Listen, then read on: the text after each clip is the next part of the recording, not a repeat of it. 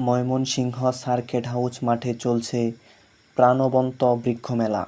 নানা প্রজাতির ফলদ, বনজ, ঔষধি ও ফুলের গাছ নিয়ে সাজানো হয়েছে মেলার বিভিন্ন স্টল। গাছ লাগানো সওয়াবের কাজ হতে পারে। ইসলামে এমন কাজকে উৎসাহ দেওয়া হয়েছে যার উপকার মানুষ, পশু-পাখি বা অন্য কোনো প্রাণী পায়। রাসূল সাল্লাল্লাহু আলাইহি সাল্লাম বলেছেন, কোনো মুসলিম ব্যক্তি যদি গাছ লাগায় এবং সেই গাছ থেকে মানুষ, পাখি বা কোনো প্রাণী সেই ফল খায়, তার জন্য সদকা হিসাবে গণ্য হয়। তাই ফলদ, বনজ বা ছায়াদানকারী গাছ লাগিয়ে তার যত্ন নেওয়া এবং মানুষ ও প্রাণীর উপকারের সুযোগ করে দেওয়া সদকায়ে জারিয়ার মতো চলমান সওয়াবের কাজ হতে পারে ইনশাআল্লাহ।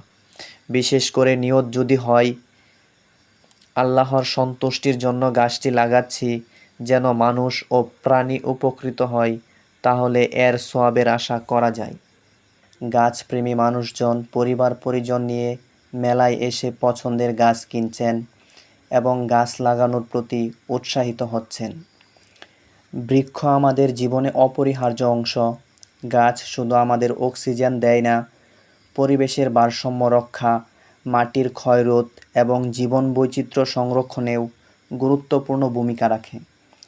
তাই বৃক্ষ মেলার মাধ্যমে মানুষের মধ্যে গাছ লাগানো ও পরিচর্যার সচেতনতা তৈরি করা অত্যন্ত গুরুত্বপূর্ণ। মেলায় বিভিন্ন ধরনের দেশি বিদেশি ফলের চারা, ফুলের গাছ, ঔষধি গাছ ও শোভাবর্ধনকারী গাছ পাওয়া যাচ্ছে।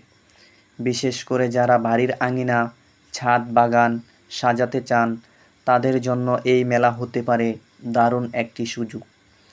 চলুন আমরা সবাই অন্তত একটি করে গাছ লাগাই এবং নিয়মিত তার যত্ন নিই। আজকের লাগানো একটি গাছ ভবিষ্যতে আমাদের ও পরবর্তী প্রজন্মের জন্য ছায়া, ফল ও নির্মল বাতাসের উৎস হতে পারে।